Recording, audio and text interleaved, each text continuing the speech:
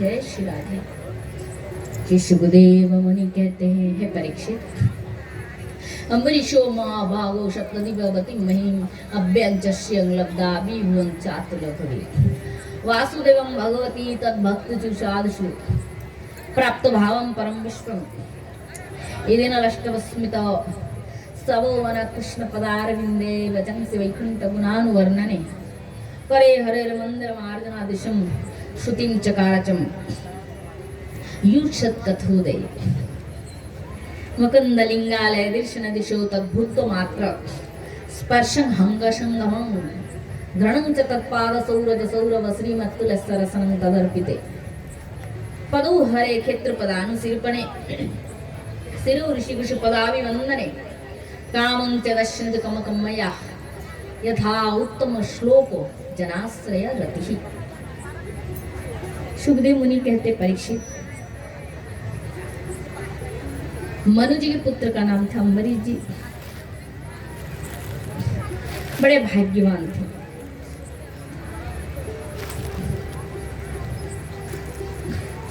सातों दीपों वाली पृथ्वी के राजा थे, किंतु इतने बड़े भक्त थे कि कितना भी धन था, किसी वस्तु में मोह नहीं था। ये भक्ति से होते हैं, ऐसे नहीं होता। भक्ति करते करते ना माया छूट जाती है। माया छूटने से जैसे कोई पारस पत्थर पाए तो माटी के ढेले के प्रति माया रहेगा क्या? नहीं। तो भगवान और भगवान की भक्ति पारस मणि की तरह अमूल्य संपद है। और संसार की ये धन पैसा जो भी वस्तु है सब माटी के ढेले के समान है। माटी के ढेले नहीं है, इस शरीर भी तो माटी है। शरीर कहाँ से आया? माटी से आया नहीं? अन्न पैदा होते हैं माटी से और वही अन्न हम खाते हैं। माटी के वस्तु माटी में मिल जाते हैं। कितनी मतलब क्या तत्व है। किंतु जैसे जेल में रहते रहते जो जेल की जो कैदी है उनको जेल ही अच्छा लगने लगता है। सब एक्चुअली लॉजिक है, सत्य की बात है। अब 15 साल वहाँ रह के आए हैं, घर आया तो मन ही नहीं लगता है। बढ़िया काम करना नहीं पड़ता, बैठे बैठे खाओ सो। यहाँ आने से तो खेती में जाना पड़ता है। किसान बन के फिर खेती में काम करना पड़ता है। तो कहने का यथार्थ यही है कि मनुष्य जिस माहौल में रहता है धीरे धीरे वही पे आसक्त हो जाता है। तो 1000 बार दुख मिले ये संसारी में अच्छा लगता है, किंतु जिसे इस संसार के दुख रियल में दुख लगता है और लगता है कि क्या जिंदगी है, इतना दुख, इससे ऊपर कुछ है कि नहीं। और जो खोज करता है परम शांति की, और उस परम शांति की खोज में जब वो सफल हो जाते हैं, जैसे बुद्ध देव ने खोजा था। बुद्ध देव जी ने कहा क्या जीवन है, राजा बनो, रानी होगी, फिर बच्चे होंगे, बच्चे बड़े हो जाएंगे, शादी विवाह कराएंगे, बूढ़े हो जाएंगे हम, फिर मर जाएंगे, बस यही जिंदगी है। आहार निद्रा भय मैथुनंच भिन्न पशुनाम नराणाम, वेद कहते हैं। जन्म लेना, बड़ा होना, संसार करना, बच्चा आदि होना, फिर बूढ़े होके मर जाना, ये तो पशु और पक्षियों में भी होते हैं। तो यही जीवन है। फिर उन्होंने क्या किया, घर से निकलकर तप किए, खोज किए परम शांति की। और बुद्ध देव जी ने जो पाया, वाह क्या बात है। हजारों लाखों करोड़ उनके शिष्य बन गए हैं। और बुद्ध देव जी ने क्या प्रचार किए,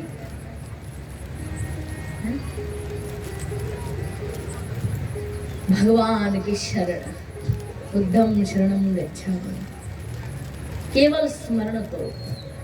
अंगुली माल नामक डाकू आया,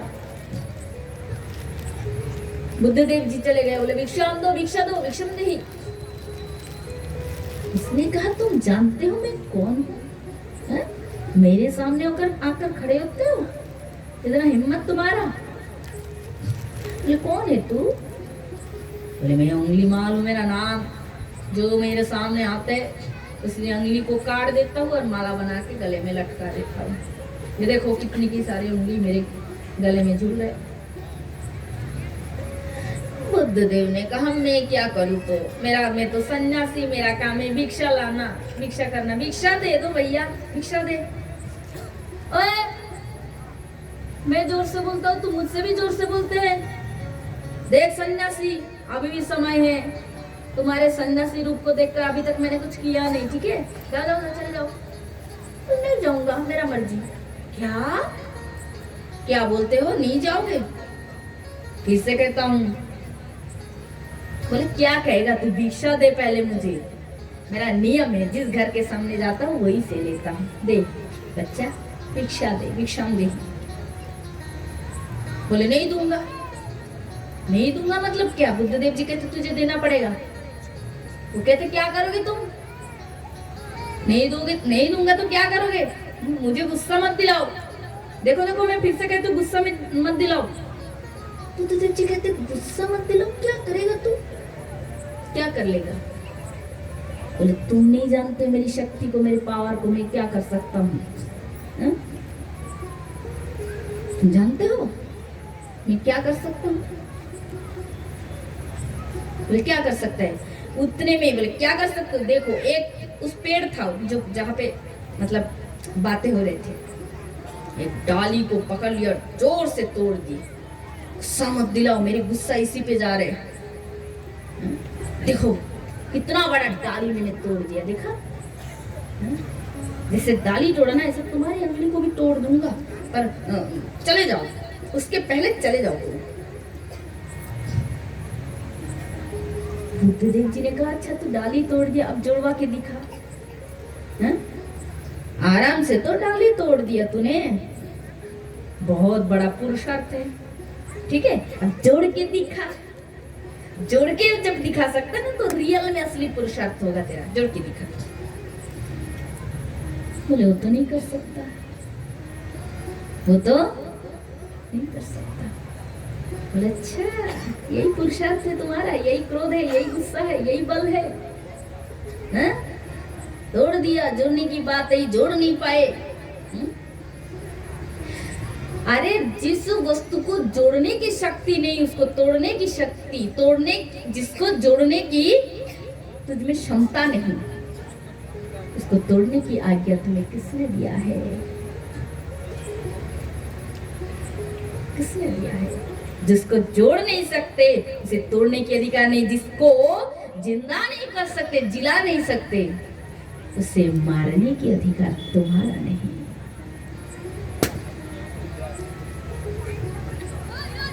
बस इसी बात पे उंगली माल पानी पानी हो गया। बुद्धदेव जी के चरणों में गिर पड़े। बोले महात्मा मुझसे भारी अपराध हो गया, जीवन में मैंने बहुत लोगों को मारा, कष्ट दिया, क्या मेरा पाप, इस पाप से मैं बच पाऊंगा? बुद्धदेव जी के चरणों में गिर पड़े। बुद्धदेव जी ने उसे आश्रय दिया और अपने प्रथम शिष्य बनाया, और हजारों शिष्यों में से बुद्धदेव जी का श्रेष्ठ शिष्य का नाम उंगली माल नाम, ये शिष्य का नाम प्रथम आता है, सर्वश्रेष्ठ। पूरे जीवन में सब कुछ त्याग करके ईश्वर की आराधना की है। एक अच्छा मनुष्य और थोड़ा अच्छा बन जाए, ये कोई लॉजिक नहीं है, टॉपिक विशेष टॉपिक नहीं है, पर कोई दुष्ट व्यक्ति परिवर्तन होके साधु हो जाए, सत हो जाए, ये बहुत बड़ी बात है।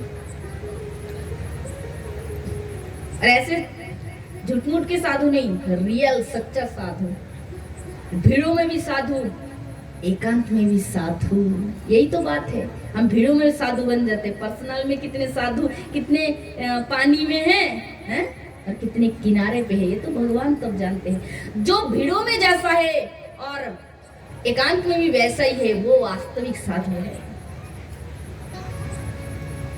भीड़ों में तो सब अच्छा है, हम भी अच्छे, आप भी अच्छे, सब अच्छे हैं। मंदिर में आरती के टाइम कीर्तन करते करते गिर पड़ते हैं, और अपने ठाकुर घर में जब नाम करते हैं कुछ भी फीलिंग्स नहीं, और सोचते 5 मिनट होने से ही बस फिर मैं वहाँ जाऊंगी, पड़ोसी सहेली के घर जाना है कि उसके घर जाना है, फिर मंदिर पर्दा लगा के चलते बने। तो भीड़ों में भक्ति दिखाना अच्छी बात है, किंतु उसी भक्ति को एकांतिक जीवन में भी बनाए रखना आवश्यक है। तो है वास्तविक भक्ति। ऐसे भक्ति मीरा ने की थी। मीरा के साथ कोई नहीं थी, पति, सास, ससुर, संसार सब पीछे छूट गया कृष्ण के लिए, कृष्ण की खोज करते करते। अकेले जीवन के पथ पर चल पड़ी मीरा, कृष्ण की याद में, चाहे जीव चाहे मर जाओ, किंतु जो कृष्ण को दे दिया उसको लौटा के फिर नहीं लाना है। ये होती भक्ति। आज मीरा की गाथा हमारे काशी में, भारतवर्ष की जो स्थान है, शहर है काशी, काशी में आज तक भी मीरा की भजन लेकर सूरदास कबीरदास जी के पद को लेकर पीएचडी किया जाता है। पीएचडी होते हैं उनकी लेखनी पर, पीएचडी होता है मीरा जी की, सूर कबीर की। किंतु जब उन्होंने किया, कष्ट किए, परिश्रम किए, कौन जाना उनको, कौन माना उनको? लोगों ने और कितना भला बुरा कह दिया, कलंकिनी क्या क्या कह दिया, और आज उनके गाथा गाकर हम आंखों में आंसू बहाते हैं। इसलिए संत के जीवन बड़े डिफिकल्ट होता है, बड़े मतलब मुश्किल होते हैं, किंतु मुश्किल पथ होने के बाद भी वो कभी उस पथ को छोड़ते नहीं है, चले जाते हैं, चलते जाते हैं। कभी गति थोड़ा सा ढीली हो जाती है, फिर भी चलते हैं, और चलते चलते एक दिन ऐसा होता है कि उसका लक्ष्य उसके आंखों के सामने आकर खड़ा हो जाता है। इसलिए ये जो मैंने बातें कही, किसके लिए? हम सबके लिए। इस बात को ध्यान देना, इस बात को हर बार याद रखना कि कीर्तन नाम यज्ञ में तो जाकर पीले रंग धोती सफेद रंग का पहन के वाह खूब हरे कृष्ण शरीर में 10,000 बलते जाता है। वही चीज घर में भी है कि नहीं अपने में? भीड़ों में आने से हम भक्ति दिखाते हैं, इसलिए भगवान हमको नहीं मिलता। मिलता है क्या? मिलता है भगवान। किसको मिला भगवान? इतना सहज नहीं है भगवान ने मिला। दुनिया एक और तुम एक और। इसलिए स्वामी विवेकानंद जी ने कहा, सत्य के लिए सब कुछ छोड़ा जा सकता है। सत्य के लिए, सत्य माने कौन? कृष्ण, राम। सत्य के लिए सब कुछ छोड़ा जा सकता है, पर सब कुछ के लिए सत्य को छोड़ा नहीं जा सकता। ऐसा जीवन जब हो, बस तुम्हारे कदम कदम पे कृष्ण तुम्हारे कदम से कदम मिलाकर तुम्हारे साथ चलेंगे। क्या दुख है तुम्हें? क्या दुख? मृत्यु के समय बिस्तर पे पड़े हो, बहुत कष्ट, बहुत तकलीफ हो रहा है, शरीर में होगा। जरूरी नहीं भक्त बन गए तो रोग नहीं होगा, बीमार नहीं होंगे, बूढ़े नहीं होंगे, शरीर मरेगा नहीं है, जरूरी नहीं। सबको बीमारी होगा, सबको रोग होगा। मृत्यु के समय थोड़ा कुछ ना कुछ प्रारब्ध अनुसार भोग के ही मृत्यु आएगा। ये शरीर का धर्म है। जैसे जल का धर्म है शीतलता, ऊंचे से नीचे की ओर बहना, ये जल का स्वभाव है। शरीर का धर्म है क्या? आधयो व्याधयश्चम कुत्तट भयम। शरीर का होगा, किंतु इन परिस्थितियों में, इन सब परिस्थितियों में तुम परम शांति का अनुभव करोगे। हर समय फील होगा। फील माने क्या? अनुभव। अनुभव की व्याख्या क्या है? जैसे और थोड़ा विस्तार से, भूख लग गए पेट में, खुदा, ठीक, खुदा में खूब कष्ट, ऐसे हम लोगों को सहन नहीं होता है। है। अब जो भी मिले रूखा सूखा है। जब भूख लगते ही ये नहीं सोचते 5 आइटम क्यों नहीं बना, सोचते हैं नहीं, जो भी मिल जाए। अच्छा भूख लग गया और ऐसे जब परिस्थिति बने बहुत ज्यादा भूख लगे और हमको भोजन मिलता है, खाना देते हैं, उस भोजन को जब करते हैं, खाना खाते हैं और खाना खाने के बाद फील होता है, अनुभव होता है क्या, पेट भर गया। पेट भर गया कि हम मुंह लगा के पेट के अंदर देखते हैं क्या, टंकी में मुंह भर के देखते हैं पेट भरा कि नहीं, ओ पेट और दो क्या नहीं, क्या तुम्हारी आदेश है, ऑर्डर दो। पेट कहेगा एक थप्पड़ दो, चुप हो जा। फील करना है यहाँ, नहीं नहीं नहीं मामा एक दाना भी नहीं, बहुत हो गया। ठीक, इस अनुभव। तो मृत्यु की शैया पे भी अनुभव, क्या अनुभव फील होगा, कृष्ण मेरे सामने खड़े हैं और तुम ही देखोगे, जरूरी नहीं तुम्हारी घरवाली तुम्हारी पत्नी है तो वो भी देखने लगेगी, बच्चे ए बेटा आजा देख कन्हैया आए हैं तू भी देख ले, थोड़ी ना। घर की आम का पेड़ है जो सबको बना बना कर देंगे। कृष्ण तुमने जीवन भर कृष्ण के लिए जिया, कृष्णमय हृदय बनाया, तो दर्शन तुम्हें होंगे, किसी को नहीं। इसलिए हर समय भीड़ों में भी भक्ति करें, एकांत में भी। और एकांतिक भक्ति रियल विशुद्ध होती है। भीड़ों में तो सब देख रहे हैं, हरे कृष्ण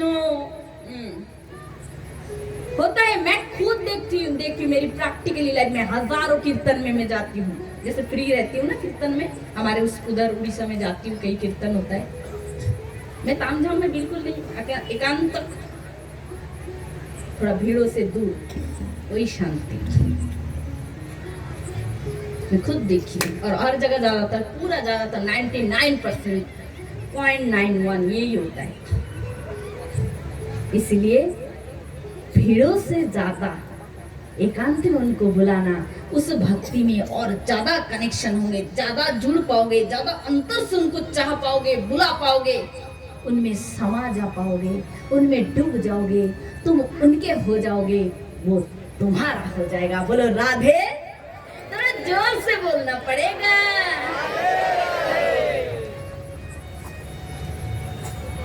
याद रखना 3 दिन बाद तो कथा विश्राम हो जाएंगे, हम भी चले जाएंगे, अब भी अपने काम धाम में लग जाओगे, किंतु इस बात को याद रखना, क्योंकि यही सर्व माने जीवन का सार है, यही मूल संपत्ति है, मूल मंत्र है। इसी को अपनी गले का कंठ का हार बना के चलना जीवन के पथ में आगे, कितना सुख, कितनी शांति मिलेगी। अरे संसार में, परिवार में कितनी भी लोग हो, कितनी भी बैंक बैलेंस हो, पैसा हो, जब अंतिम समय के कष्ट को भोगते हुए पड़ोगे ना, कोई भी वस्तु सुख नहीं देगा। जिन लोग भोग रहे हैं उनसे पूछो ना बेटा से सुख मिल रहा है, ना नाती ना पोती। शरीर अच्छा नहीं तो दुनिया कुछ भी अच्छा नहीं लगता है।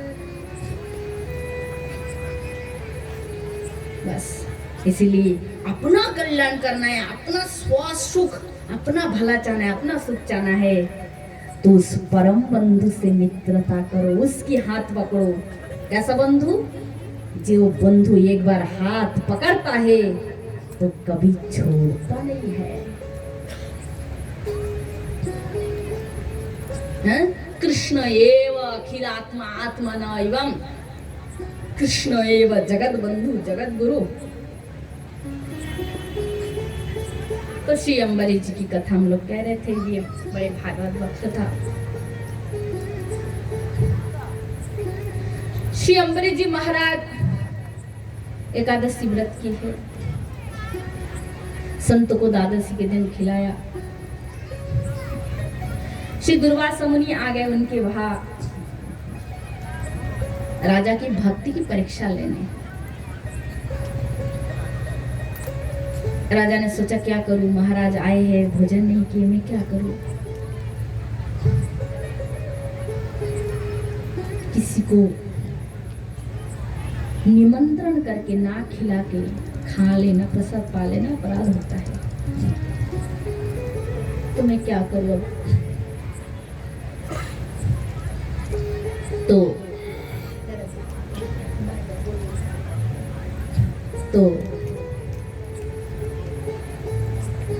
संतों की शरण लिए। उन्होंने कहा, महाराज, जल पीना भोजन है भी नहीं भी, थोड़ा सा जलपान कर लो। राजा जलपान करने वाले थे, दुर्वासा मुनि आ गए। अत्यधिक क्रोध में व्याकुल हो गए। तुमने मुझे निमंत्रण किया, ऐसा अपमान, मारने के लिए कृत्य को प्रकट किया है, किंतु जिनकी रक्षा भगवान करता हो उनके संसार से किससे भय? दुर्वासा मुनि के देखते देखते नारायण भगवान के चक्र प्रकट हुए और वो चक्र दुर्वासा मुनि के उस अग्निपिंड कृत्य को नष्ट कर दी है। सुदर्शन जी देख रहे हैं मुनि का भाव ठीक नहीं, भक्त को मारने की चेष्टा। उसी समय सुदर्शन चक्र दुर्वासा मुनि को मारने चल पड़े। मुनि दिखाए, ये क्या, ये विष्णु के चक्र तो मुझे मारने आ रहे, अब मैं क्या करूं? टाइम नहीं देंगे, आएगा तो पूरा गर्दन काटेगा। हाँ, कोई बात कहना है थोड़ा सुन लो, सबकी टाइम नहीं। अब भागना बुद्धिमानी है, सीधा भाग चल पड़े। प्रथम गए ब्रह्मलोक, ब्रह्मा जी के शरण लिए। ब्रह्मा जी ने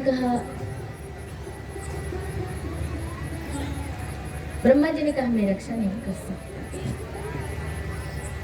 भागते भागते चल पड़े कैलाश, शंकर भगवान के लोग।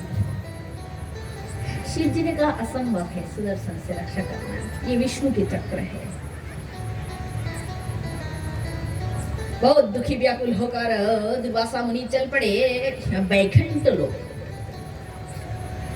और बैकुंठ लोक लोकपति जनार्दन चरण पकड़ लिए प्रभु। हम ना ब्रह्मा जी की भक्ति करते, ना शंकर जी की, हम तो आपकी आराधना करते हैं, ठीक? पर ये चक्र भी आपका है, मेरे पीछे पड़ गए, मना कर दीजिए जल्दी जल्दी, ऐसे मेरे पीछे ना आए, बहुत परिश्रम हो रहा है, तकलीफ हो रहा है,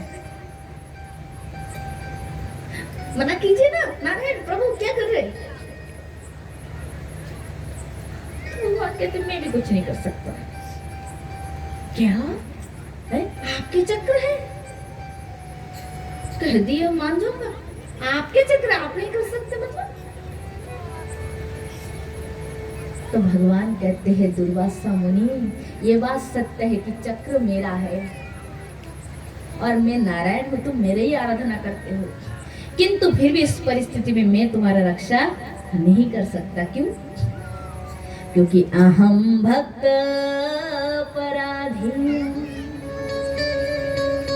हासतंत्र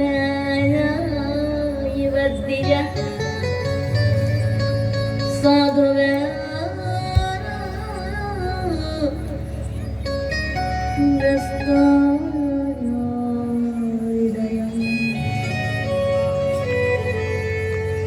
भक्तिर भक्ते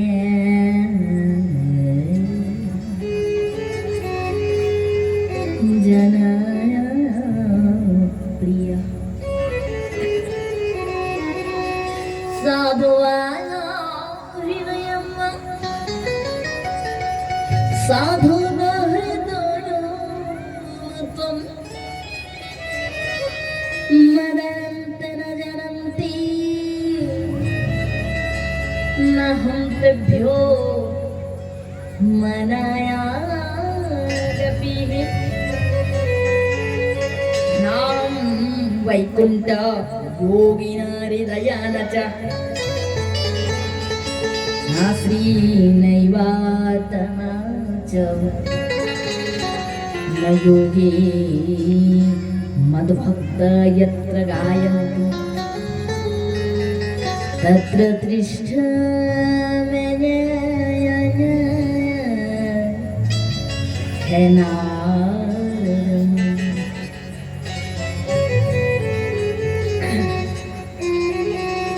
तो भगवान कहते हैं, है दुर्वासा मुनि, मैं आपकी रक्षा नहीं कर सकता। क्यों? बोले मैं भक्त का धूल, ये भक्त तो मुझे छोड़कर कुछ नहीं जानते और मैं अपने भक्त को छोड़कर कुछ नहीं जानता हूँ। भक्त तो मेरे हृदय छोड़कर कहीं नहीं जाते और मैं अपने भक्त को छोड़कर कहीं नहीं जाता हूँ। इसलिए यदि क्षमा मांगना है तो तुम मेरे भक्त के पास जाओ, कोई तुम्हें क्षमा दे सकते हैं। तब दुर्वासा मुनि भयभीत होकर वापस पृथ्वी की ओर लौटे। जाते समय प्रभु से पूछे, प्रभु मैंने इतना आपके भक्त को कष्ट दिया, क्या वे मुझे क्षमा करेंगे? तो भगवान कहते, दुर्वासा मुनि तुम मेरे भक्त को नहीं जानते हो,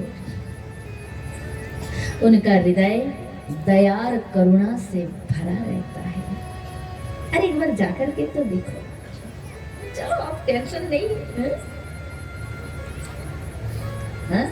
जैसे हल निकल गया, जैसे ताले का चाबी मिल गया, तो उसी प्रकार रास्ता मिल गया। प्रणाम किया, भागे सीधा, क्योंकि जान बचाना था। फिर सोचे, हाय एक राजा के सामने एक साधु होकर, ब्राह्मण होकर कैसे झुकेगा? राजा तो भक्त है, वो तो भक्त, उनको ये उनकी विचार नहीं है कि ये महात्मा हमसे झुके, हमसे गलत व्यवहार किए, झुक जाए, हम मजा लेंगे। ये साधु का, भक्त का स्वभाव नहीं होता है। वो अपराधी पर भी दया बरसते हैं। महाराज ने देखा मुनि बहुत कष्ट पा रहे, तब सुदर्शन जी को मनाया। सुदर्शनम नमस्तुभ्यं सहस्राचित प्रियम सर्वास्त्र घातिनी विप्रायम सस्ति भय इडस्पते।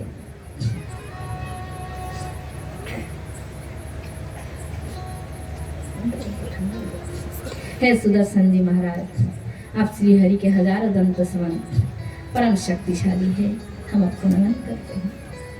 बहुत स्तुति गाए, फिर भी महाराज क्रोध ठंडा नहीं होता है।